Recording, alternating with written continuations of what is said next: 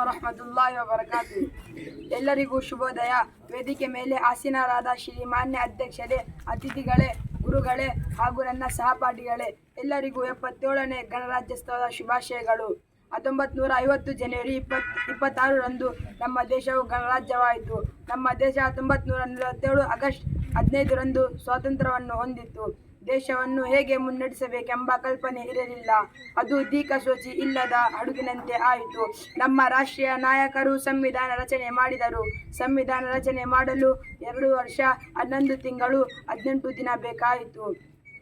ಈ ಸಂವಿಧಾನ ಕರಡು ಸಮಿತಿ ಅಧ್ಯಕ್ಷರನ್ನಾಗಿ ಸಂವಿಧಾನ ಶಿಲ್ಪಿ ಡಾಕ್ಟರ್ ಬಿ.ಆರ್. ಅಂಬೇಡ್ಕರ್ ಇವರನ್ನು ನೇಮಿಸಲಾಯಿತು. ಈ ಸಂವಿಧಾನವನ್ನು 26 ಜನವರಿ 1950ರಂದು ಜಾರಿಗೆ ತಂದಿದ್ದು. ನಮ್ಮ ಸಂವಿಧಾನ ನಮಗೆ ಹಕ್ಕ ಮತ್ತು ಕರ್ತವ್ಯಗಳನ್ನು ಹಾಗೂ ಎಲ್ಲರಿಗೆ ಒಂದೇ ಕಾನೂನು, ಯಾವುದೇ ಭೇದ ಭಾವ ಇಲ್ಲ. ನಮ್ಮನ್ನು ನಾವು ದೇಶ ಸೇವೆಗಾಗಿ ಮುಡಿಪಾಗಿಡಬೇಕು ಎಂದು ಹೇಳುತ್ತಾ ನನ್ನ ಚಿಕ್ಕ ಭಾಷಣಕ್ಕೆ ಚುಕ್ಕೆ ಇಡುತ್ತೇನೆ. ಎಲ್ಲರಿಗೂ ಮತ್ತೊಮ್ಮೆ ಗಣರಾಜ್ಯೋತ್ಸವದ ಶುಭಾಶಯಗಳು.